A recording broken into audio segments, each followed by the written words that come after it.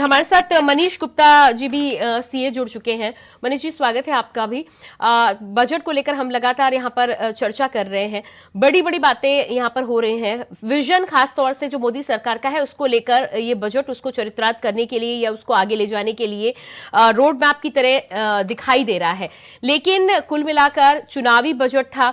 अक्सर ये होता था कि चुनावी बजट से पहले बहुत ज्यादा तो नहीं, लेकिन तब भी जनता को कुछ देने की, रुझाने की कोशिश की जाती थी। ऐसा कुछ मुझे तो नजर नहीं आ रहा। यदि आपको नजर आ रहा तो आप जरूर उस पर फोकस कीजिएगा। लेकिन विपक्ष लगातार जिस तरह से महंगाई की बात करता है, क्या लग रहा है आपको यहाँ पर महंगाई, इन तमाम चीजों से राहत देने की कोशिश नहीं की गई है? 25 करोड़ गरीबों को बाहर निकाला गया है। तमाम योजनाओं की यहाँ पर बात की जा रही है, किसानों के लाभ की बात की जा रही है, लेकिन महंगाई को लेकर राहत क्या आपको नजर आ रही है? प्रियंका जी, बीजेपी ने या सरकार ने इस बार का बजट बड़ी सावधानी से बनाया जी, और इस बात का ख्याल रखा कि फाइनेंशियल डिसिप्लिन मेंटेन रहे। जनता को लाभ देने के चक्कर में, फ्री के चक्कर में देश की अर्थव्यवस्था में जरा सी भी ढील ढाल झोल झाल नहीं चाहिए, ये विजन दिखाई दे रहा है। मुझे ये समझ आ रहा है कि भारतीय जनता पार्टी इस बार कॉन्फिडेंट है कि उसकी सरकार को कोई खतरा नहीं है जी। इसलिए लोक लुभावन बजट की कोशिश में नहीं पड़ी है निर्मला जी। और दूसरी तरफ चुनावों में कैसे मोदी जी सबके घरों में घुस जाएं जी, इसके लिए उन्होंने महिलाओं के और लड़कियों के सर्वाइकल कैंसर का वैक्सीन का इंतजाम कर दिया। यानी जितने कोविड वैक्सीन लगेंगे उसके 30%, 40% ये वैक्सीन भी होंगे। हिंदुस्तान का ऐसा कोई घर नहीं होगा जिसमें महिलाएं ना होंगी जी। ऐसे में जब हर महिला को सर्वाइकल कैंसर का वैक्सीन लगेगा तो जाने अनजाने में मोदी जी की चर्चा हर घर में होगी। और देश की पूरी 140 करोड़ जनता के पास ये मैसेज जाएगा।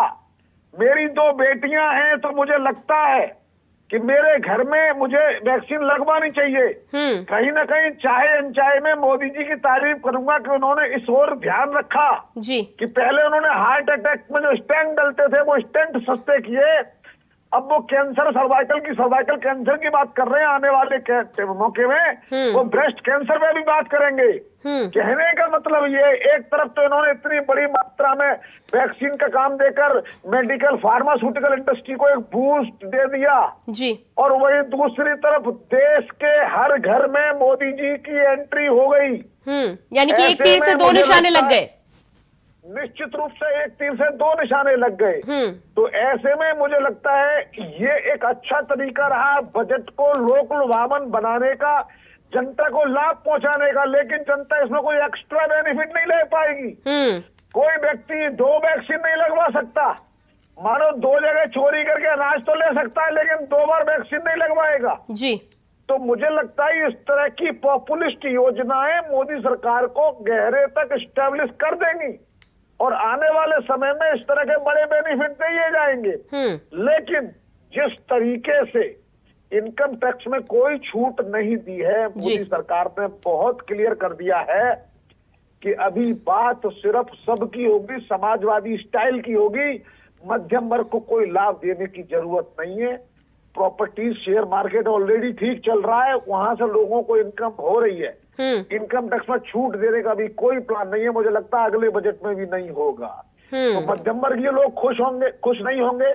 लेकिन वैक्सीन के ये एक बड़ा मास्टर स्ट्रोक मान सकता हूं मैं। और वहीं रेलवे के मामले में 2 बड़ी बातें।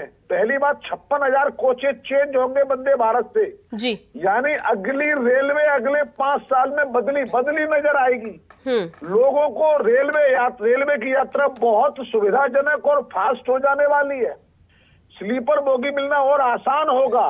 और इसके बाद जो 3 नए रेल कॉरिडोर बन रहे हैं, ये देश में लॉजिस्टिक्स की कॉस्ट घटाएंगे, गति बढ़ाएंगे, जिससे व्यापार और सुगम होगा।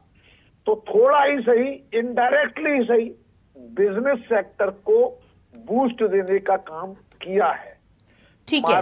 मार्केट पर इस पर क्या प्रभाव पड़ेगा ये आने वाले समय में देखते हैं।